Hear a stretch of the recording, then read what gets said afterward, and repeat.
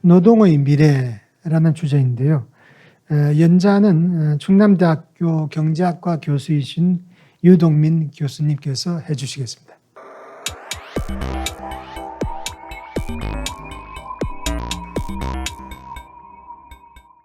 예, 안녕하십니까. 충남대학교의 유동민입니다. 제가 오늘 말씀드릴 주제는 노동의 미래가 되겠습니다. 사실 미래를 예측하는 것은 흥미로운 일이긴 하지만 매우 힘든 일이죠. 매우 대단한 대가들 중에서도 예측한 그 미래가 불과 몇 년 지나서 틀린 것으로 판명되고 뭐 이런 경우도 많습니다. 저는 그 경제학자의 관점에서 특히 노동이라는 문제에 초점을 맞추어서 얘기를 해보고자 합니다.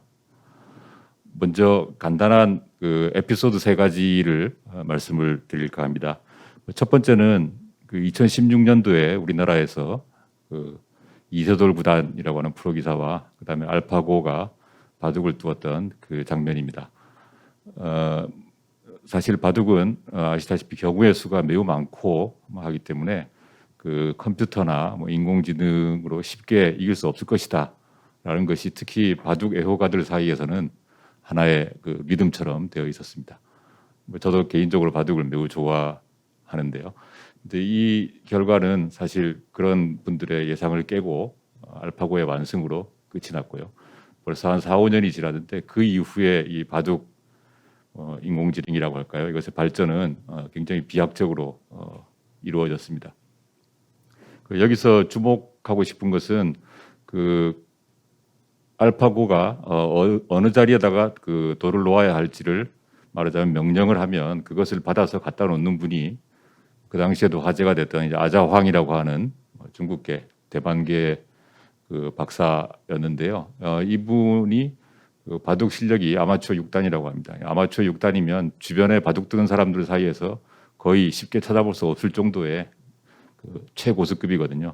그런데 이 장면은 그런 최고수가 그러니까 대단한 능력과 재능과 또 노력이 있어야 도달할 수 있는 그런 수준의 실력을 가진 분이 결국 인공지능의 명령을 받고 있다라고 하는 이런 상징적인 장면이라고 할 수가 있겠습니다. 두 번째는 뭐 지금도 이미 구글에서 서비스되고 있는 구글 앵그램 뷰어라고 하는 것입니다. 2018년인가 기준으로 800만 권인가의 책을 주로 이제 영어로 된 책들인데요. 다 디지털화해서 저작권 문제가 있기 때문에 상세한 분석은 할 수가 없고요.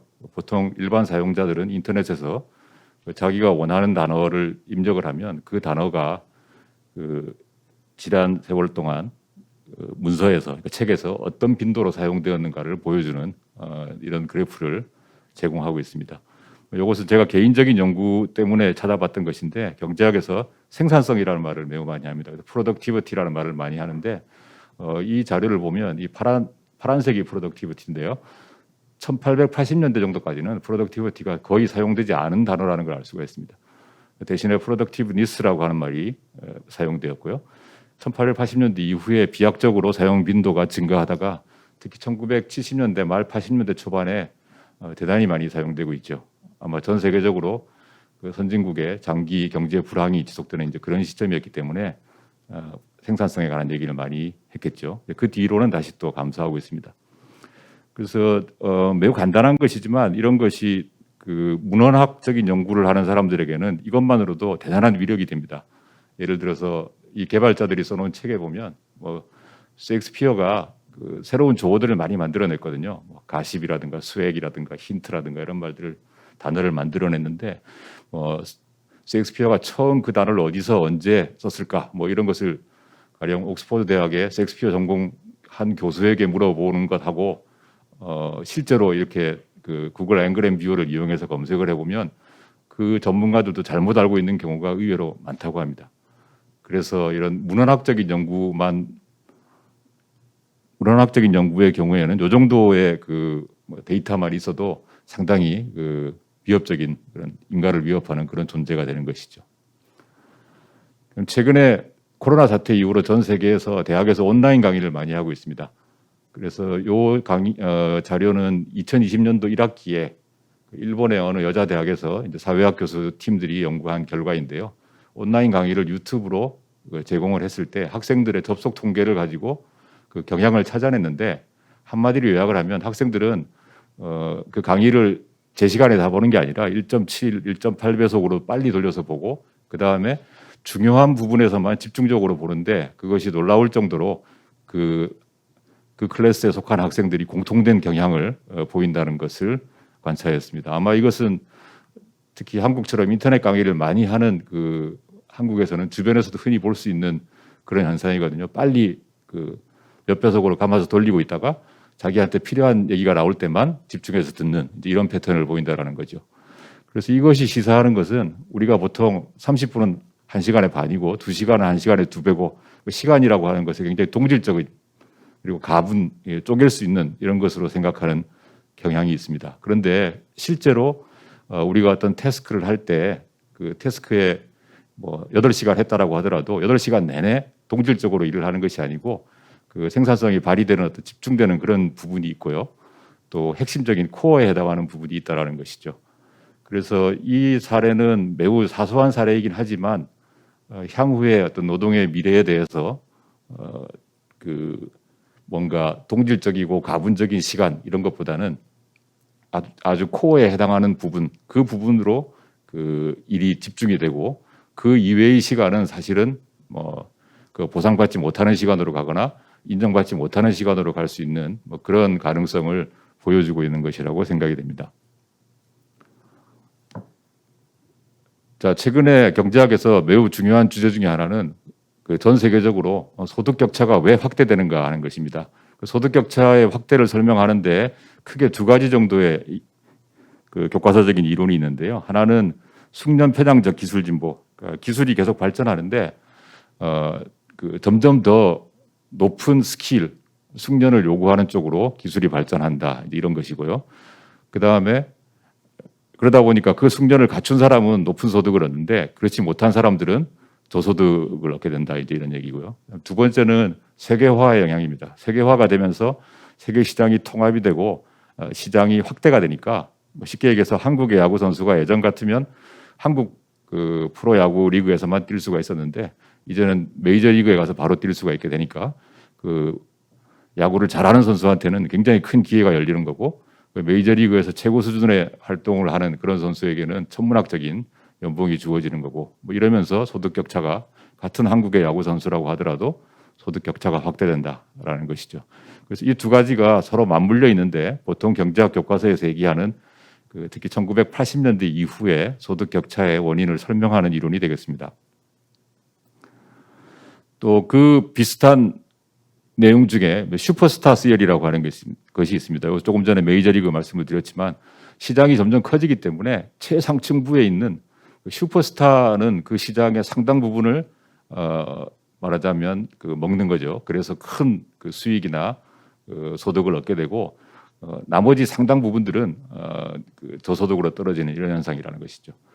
그래서 그게 우리가 흔히 볼 수 있는 건 뭐 프로야구라든가 연예계라든가 예술 같은 이런 이 그래프는 지금 일본의 경제학자가 그린 건데요. 창의적인 직업이라고 이렇게 얘기를 했는데 그런 창의적인 직업의 소득 분포는 일반적으로 저렇다라고 하면서 2018년쯤에 이제 일본의 그 문화예술인들의 소득을 보면 상당수가 연봉 10만 엔 미만에 몰려 있고 고소득층은 천문학적인 소득을 얻는 이제 이런 모습을 보이고 있습니다.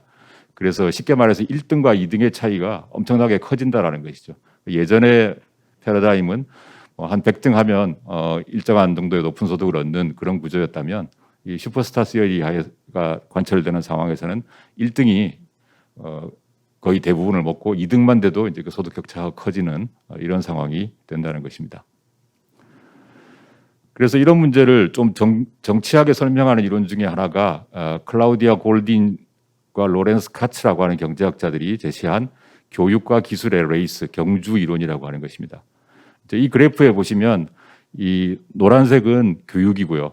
파란색은 그 기술의 발전입니다. 기술이라는 게 연속적으로 발전하는 게 아니라 어느 단계에 이렇게 질적으로 비약을 하면서 계단형으로 발전을 하고 있죠.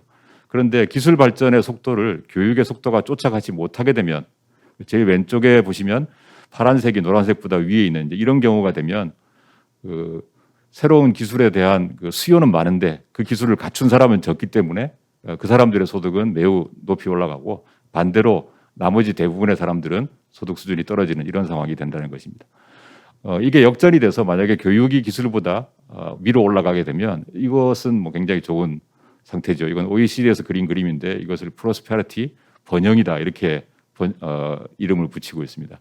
그런데 이제 맨 오른쪽에 보시면 최근에 뭐 AI라든가 이제 이런 것들이 발전하면서 기술이 비약적으로 발전하고 있는데 전통적인 교육이라고 하는 것이 그것을 따라가지 못하고 물론 목표는 이 노란색 점선으로 표시된 것처럼 교육을 빨리 끌어들여 가지고 이 프로스페리티를 다시 회복하는 것이다. 뭐 이렇게 OECD 보고서에서 얘기를 하고 있는데요. 이것이 전통적으로 한 1990년대 뭐 최근까지 이 교육과 기술의 관계를 설명하는 대표적인 이론입니다. 그런데 이 이론이 실증을 해보면 반드시 맞지 않다라는 그런 얘기들이 나왔는데요. 이 그래프는 1993년에서 2010년 동안 유럽 16개국의 일자리 상황을 조사를 한 것인데 맨 오른쪽에 있는 것이 고임금 일자리고요. 맨 왼쪽이 저임금 일자리입니다. 그런데 일자리가 저임금과 고임금 일자리는 늘어났는데 중간임금 일자리가 급속하게 아주 크게 감소를 했습니다.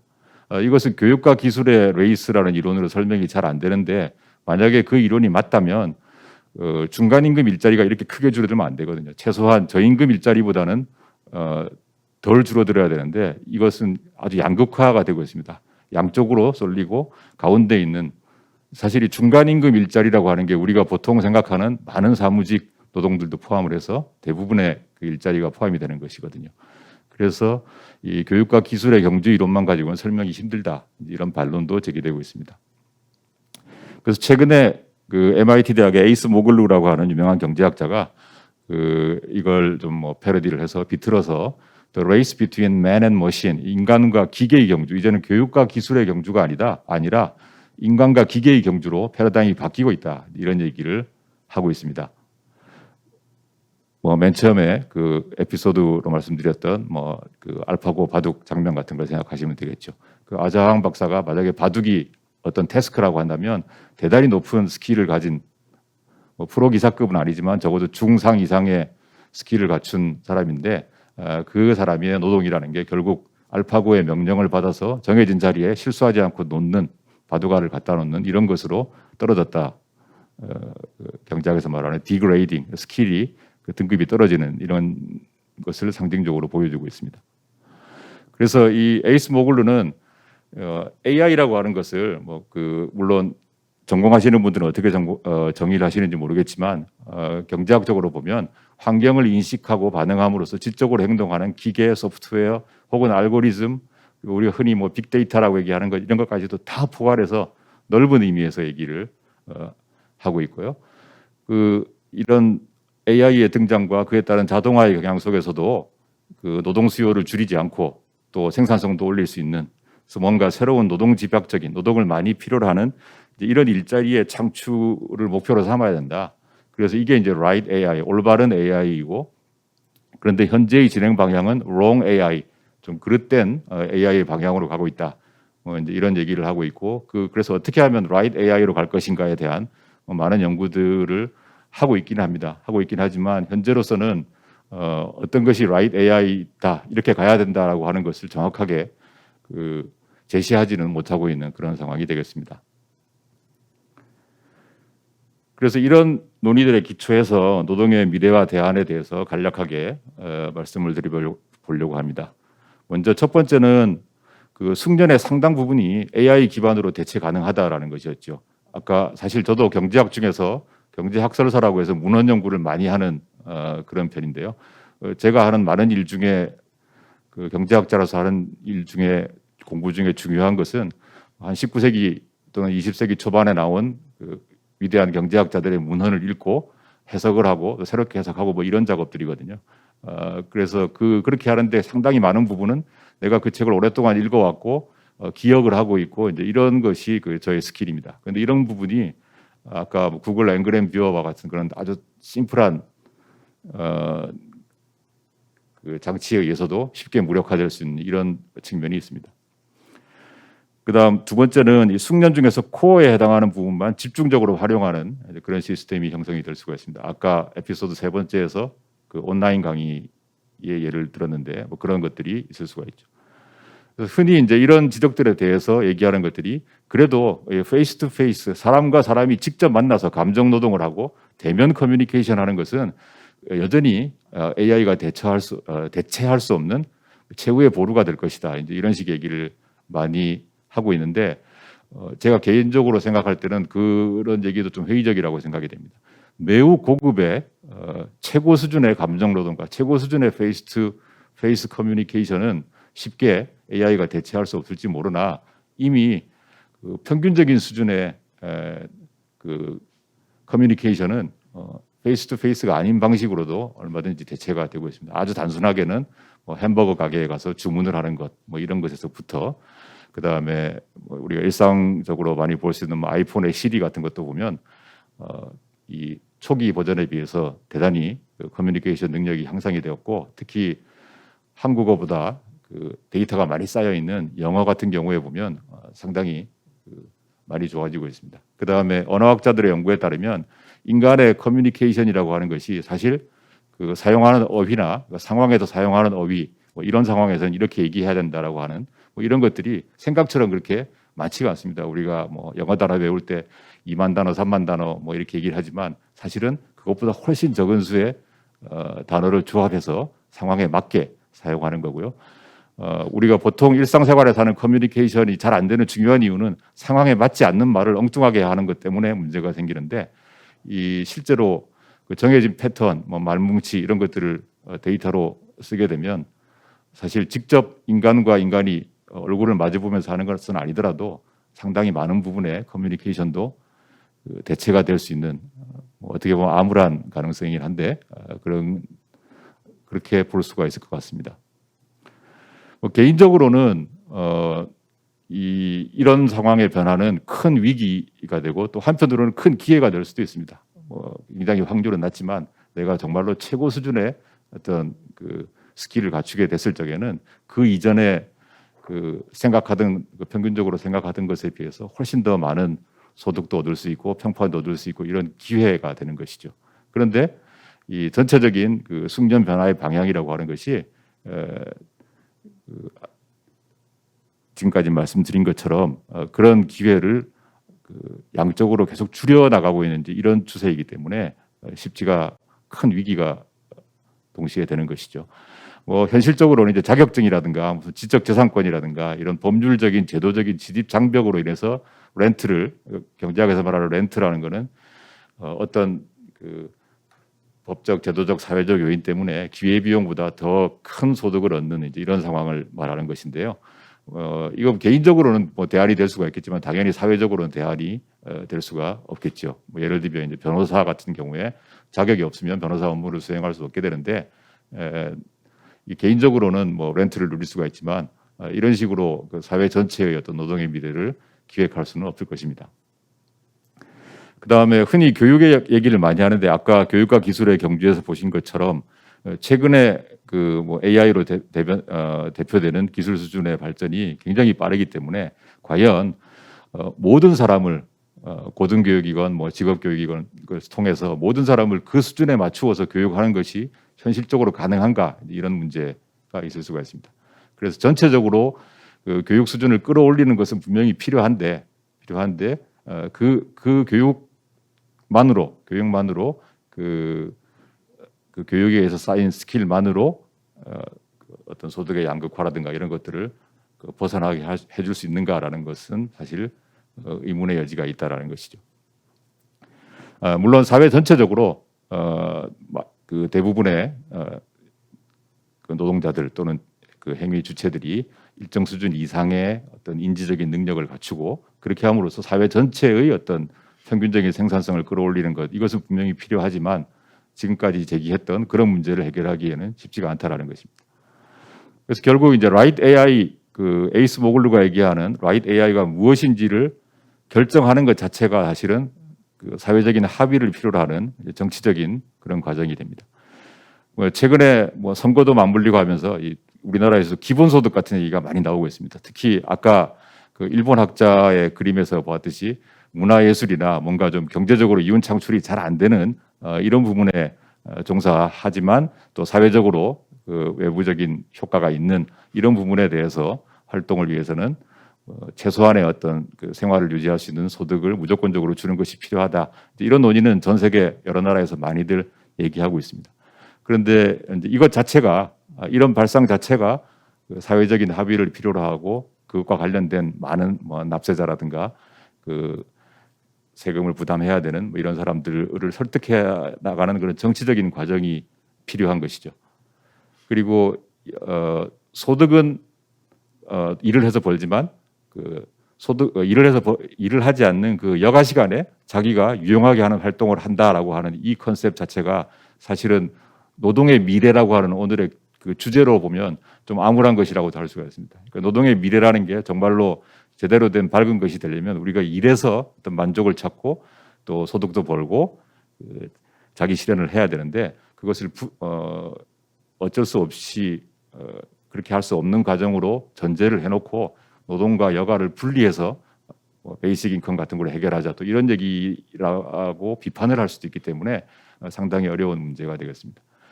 그래서 이 결국 전체적으로 제가 좀 그 암울한 미래만 말씀드렸습니다만 어쨌든 이 올바른 AI 또는 올바른 그 노동의 미래가 무엇인가에 대해서는 단순히 어떤 기술 발전이나 교육만으로 해결할 수 있는 문제는 아니고 그 사회 정치적인 논의와 그 논의를 통한 민주적인 합의가 필요한 것이다. 이런 결론으로 제 말씀을 마치고자 합니다. 감사합니다. 영국의 산업혁명 시절에 결국 기계가 노동자의 일을 잡아먹으니까 러다이트 운동 해가지고 기계 파괴 운동도 일어나고 했지만은 결국 큰 흐름에서 보면은 결국 이제 기계를 수렴해가지고 인간의 생활에 더 윤택해지면서 또 새로운 직종이 창출되면서 극복을 했듯이 지금 AI 이런 것들이 결국은 저희들한테 상당히 심각하게 다가오긴 오거든요. 예를 들어서 메디슨에서 보면은 지금 영상의학과 선생님께서 가장 지금 그 전성기를 누리고 계십니다. 뭐 정년 퇴임 이후에도 온 병원에서 모셔가가지고 느긋하게 그 오피스에 앉아서 영상만 쭉 판독을 해 주면서 상당히 편하게 고임금을 누리고 계신데 저들 생각에는 AI 시대에 가장 먼저 타격을 받을 파트가 영상의학과가 아닐까라고 생각하고 전부 다 긴장들을 하고 있는데 많은 직종이 이 AI가 발전하게 되면은 사라질 그런 운명이기 때문에 상당히 정서적으로 AI를 추구하는 바는 있겠지만은 또 한편으로 상당히 저항감을 느끼거나 기계 파괴 운동처럼 AI를 저지하고자 하는 그런 퇴행적인 그런 운동이 생길 수밖에 없다고 생각하는데 하여튼 여기서 뭔가 지혜를 발휘해 가지고 또 another 무슨 그 수요를 창출해 가지고 또 극복을 해야지 인류 사회가 발전하지 않을까라고 생각하는데 유 교수님께서는 뭐 쉽게 예를 들어 가지고 어떤 솔루션이 있으실까요? 지금 AI가 도입되면서 피해를 보는 계층이 있을 것이고 그런 계층한테 뭐 또 새로운 수요를 창출할 수 있는 에듀케이션이라든지 뭐 어떤 그런 극복할 수 있는 심플한 뭐 예라든지 그런 게 있으시면 이야기를 해주시면 감사하겠습니다. 예, 제가 뭐 그 좋은 대안이 있었으면 발표를 했겠습니다만 그렇지는 못하고요. 그 실제 이제 진행 상황을 보면 그 아까 문헌 연구 같은 걸 말씀드렸고 제가 하는 연구도 말씀드렸는데 저는 당분간 걱정을 하지 않습니다. 왜냐하면 경제학의 고전을 읽고 분석을 해서 뭐 논문을 쓰고 하는 것이 일단 돈이 안 되는 그런 분야입니다. 돈이 안 되는 분야이기 때문에 아무리 좋은 빅데이터가 있어도 들어오려고 하지 않죠. 예를 들면 알파고가 이세돌 구단을 이긴 다음에 바로 은퇴를 해버렸잖아요. 네, 망했습니다. 그런데 만약에 바둑 산업이라고 하는 것이 대단히 많은 뭐 의학처럼 엄청난 이윤이 걸려 있는 그런 산업이었다면 당연히 그 알파고를 포기할 리가 없었겠죠. 그래서 어떤 의미에서는 그 뭐 AI라든가 이런 것으로부터 보호받는 것이 사실은 그 시장에서 이윤 창출이 잘 안 되는 이런 부분이 보호를 받고 반대로 그 이윤 동기에 의해서 그 작동하는 이런 부분에서 훨씬 더 빠른 속도로 작동하기 때문에 매우 불균등하게 발전할 가능성이 있습니다. 그래서 AI가 발전했다 하더라도 그것 때문에 그 뭐 노동자 입장에서는 일하는 분들 입장에서는 피해를 보는 것인데 피해를 보는 영역이 매우 불균등해질 것이고 어떻게 보면 기존에 그 굉장히 호황을 누리고 잘 뭐 나간다고 하는 이제 이런 부분부터 영향을 받을 이제 그런 가능성도 있습니다. 그래서 근데 그런 부분들 중에 사실은 뭐 사회적으로 기여하는 바가 많기 때문에 그렇게 된 측면이 많이 있을 거 아니겠습니까? 뭐 예를 들면 영상의학이 경제학 문헌 판독보다는 사회적으로 기여하는 바가 현실적으로 훨씬 크기 때문이죠. 그래서 그런 부분에 대해서 사회가 어떻게 그 보호를 해 나가야 될 것인가라는 그런 논의가 굉장히 필요할 것이라고 생각이 됩니다. 그냥 이윤 동기에 맡겨두게 되면 그런 부분부터 오히려 피해를 받을 것이고 그것은 결국 사회 전체적으로 그 부분과 상관없는 그 부분에서 일하지 않는 분들에게 또 피해를 입히는 경제학에서 말하는 외부 효과가 클 것이기 때문에 그 부분에 관한 어떤 논의가 활발하게 이루어져야 된다고 생각합니다. 저 코로나 시대를 겪으면서 저희들은 모든 업종에서 모든 사람들이 경기가 리세스 되면서 손해를 볼 걸로 막연하게 작년에 생각했는데 전혀 아니더라고요. 어떤 재앙이 역시 셀렉티브하게 어떤 사람은 프로피트를 갖다 주고 어떤 사람은 정말 디베스테이팅한 로스를 갖다 주고 하는 걸 보니까 세상이 바뀌었을 때 결국 그 세상의 변화에 딱 맞는 업종은 무조건 프로피트를 얻게 되고 퇴보해야 돼. 이제 사라져야 될 업종은 결국 손해를 볼 수밖에 없는데 자, 그러면 손해를 보는 사람을 위해서 우리가 어떻게 컴펜세이션 해줄 것이냐. 근데 지금 뭐 기본 인컴, 기본 소득을 뿌리자라고 하는데 본래 인류 발전의 원동력이라는 것이 결국 모티베이션이거든요.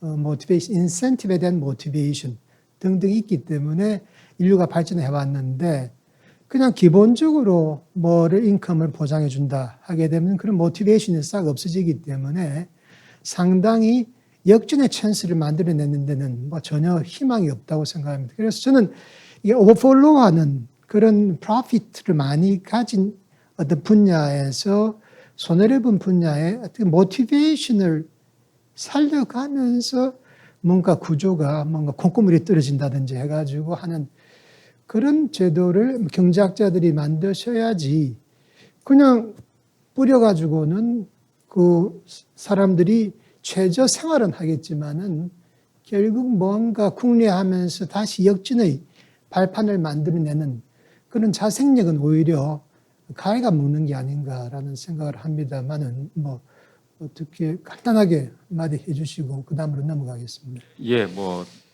그런 측면이 있고요. 그 코로나 이후에 예를 들면 뭐 저희가 지금 사용하고 있는 아마 뭐 줌이거나 뭐 이런 그 화상회의 시스템 이런 산업은 비약적인 발전을 했고요. 그런데 우리가 사실 코로나가 돼서 서로 이렇게 대면 접촉이 불가능한 상황이 되니까 뭐 요즘 이센셜 레이버라고 해서 본질적인 노동 이런 말을 많이 하는데 예컨대 택배 노동이라고 하는 게 매우 중요하다라고 하는 것을 우리가 다 깨닫게 됐죠. 깨닫게 됐으나 그렇다고 해서 택배 노동에 돌아가는 보수가 비약적으로 늘어나진 않았습니다. 수요는 늘어나지만요.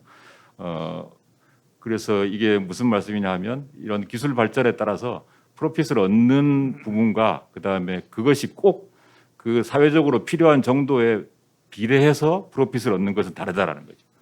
그러니까 이런 이센셜 레이버 같은 경우에는 오히려 훨씬 더 감염병에 노출되어 있고 위험한 상황에 처해 있는데 누구나 필요하다는 건 아는데 그러나 이것에 대해서는 그 보상이 잘 가지 않고 있는데 이제 이런 식의 괴리가 특히 물론 뭐 산업혁명기에도 그런 일이 있었고 컴퓨터가 처음 나왔을 때도 그랬지만 향후 뭐 AI로 대변되는 이 시기에는 좀 더 커지지 않을까. 그래서 이 부분에 대해서 그 좀 더 심각하게 받아들이고 그 논의하는 그런 준비가 필요하다고 생각이 됩니다.